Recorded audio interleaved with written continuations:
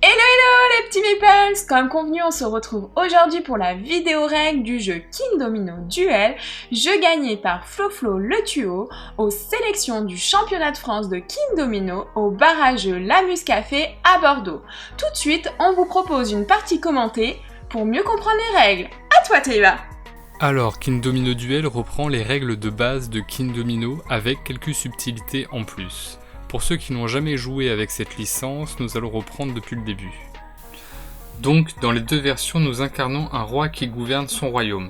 Dans la version de base, nous devons aménager celui-ci avec des tuiles terrain, forêts, champs, mines, etc. Dans le duel, nous avons déjà un territoire, mais nous devons constituer des domaines aux effigies des seigneurs locaux. Ce sont ces blasons que vous voyez ici sur les dés. Ainsi, à la place que nos royaumes se trouvent constitués de dominos, forêt eau par exemple, ils seront constitués de 2 dés comportant chacun un blason.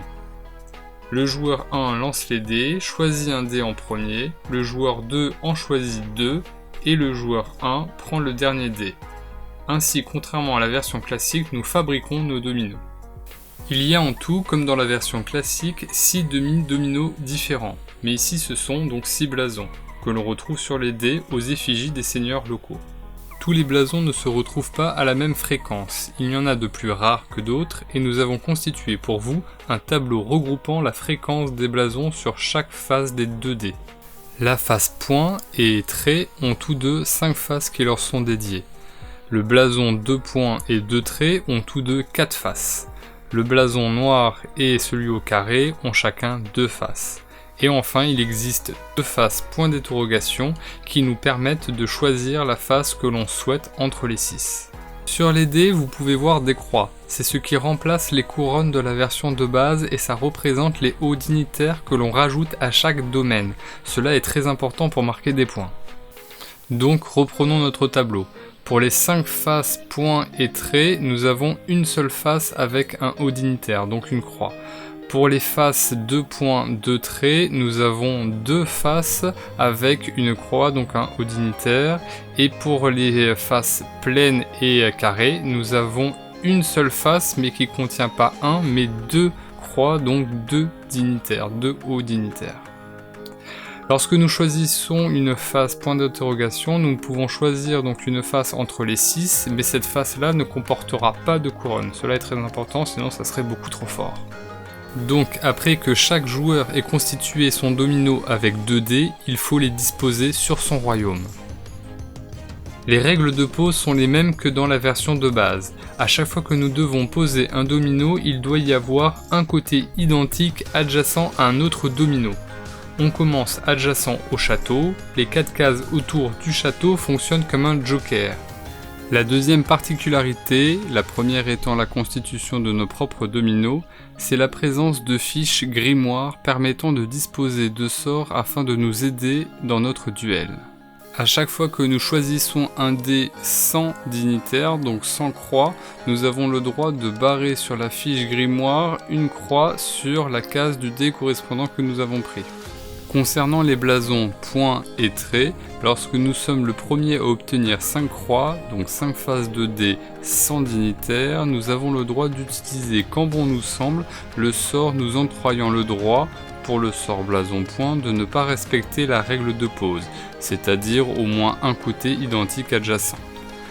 Le premier qui arrive à obtenir 5 blasons avec le trait, donc sans dignitaire toujours, pourra dissocier son domino et poser ainsi les 2 dés séparément. Le premier qui obtient pour le blason 2 points 4 faces de dés sans dignitaire pourra activer quand il le souhaite un sort lui octroyant la possibilité de choisir 2 dés d'affilée et donc le joueur adverse prendra les 2 derniers dés restants. Pour le blason 2 traits, le premier qui obtient donc toujours 4 faces de dés sans dignitaire pourra activer quand il le souhaite un sort lui permettant de choisir, de changer la face d'un de ses dés lorsqu'il le souhaite. S'il a par exemple un dé avec juste un blason avec un point, il pourra le changer, tourner le dé et choisir une autre face sur ce dé. Pour les blasons les plus rares, donc la face noire et la face à carreaux, pour la face à carreaux, si on arrive donc à obtenir 3 faces de dés sans dignitaire, nous pouvons, donc c'est tout de suite, ce sont des effets immédiats, nous pouvons rajouter un haut dignitaire sur un des domaines de notre choix. Et pour la face noire, donc nous devons choisir une couleur de blason, donc un blason en particulier, et pour chaque domaine différent de ce blason là, nous obtiendrons 3 points à la fin de la partie. Donc si imaginons nous choisissons le blason noir et que nous avons 3 domaines différents, à ce moment là ça nous fera 9 points à la fin de la partie. Contrairement aux autres pouvoirs, là, les deux derniers, ce sont des pouvoirs à effet immédiat. C'est-à-dire que dès l'instant où on a coché la troisième case, nous devons activer instantanément le sort. Alors que dans les autres, c'est nous qui choisissons quand est-ce que nous souhaitons activer le sort. Par contre, ce qui est important de signaler, c'est lorsque nous avons donc un dé avec un point d'interrogation, cela nous permet d'avoir donc n'importe quelle face sans dignitaire, mais cette face-là ne nous permettra pas de remplir le grimoire, ça serait là encore trop simple. Et pour finir ces explications de règles, il existe une petite règle optionnelle, donc c'est si on veut. Une fois par partie, nous pouvons donc colorier le petit chapiteau de notre château central et à ce moment-là, nous pouvons rajouter un dignitaire à un de nos dés. Donc ça, c'est possible d'être utilisé qu'une seule fois par partie. Maintenant que les règles vous ont été expliquées, nous allons faire un saut dans le temps afin de pouvoir voir ensemble comment on compte les points et savoir ainsi qui a gagné cette partie. Pour calculer les points de chacun des domaines, on multiplie le nombre de cases qui composent ce domaine par le nombre de hauts dignitaires qu'il y a dans celui-ci. Donc nous commençons par les blasons points. Donc il y a un domaine avec une seule blason, donc 1, mais comme il y a 0 dignitaire, on multiplie 1 par 0. Donc contrairement à ce qu'a écrit Fanny, elle ne marque que 0 points sur ce domaine. Pour le deuxième domaine, donc il y a 8 blasons avec les traits, avec un seul dignitaire, donc ce qui fait 8 points, plus un petit domaine qui est à droite, donc un point supplémentaire, ça fait bien 9 points. Pour le troisième domaine, donc il y a en tout 9 blasons de points, qu'on doit multiplier par 6, ce qui fait un total de 54, et là Fanny va se corriger. Il faut lui pardonner, elle n'est pas très forte en calcul mental. Donc pour le blason de trait, il y a 2 domaines, il y en a un où il n'y a pas de haut dignitaire, donc 0, 1 fois 0, 0, et puis il y a un domaine avec un haut dignitaire, donc un seul point.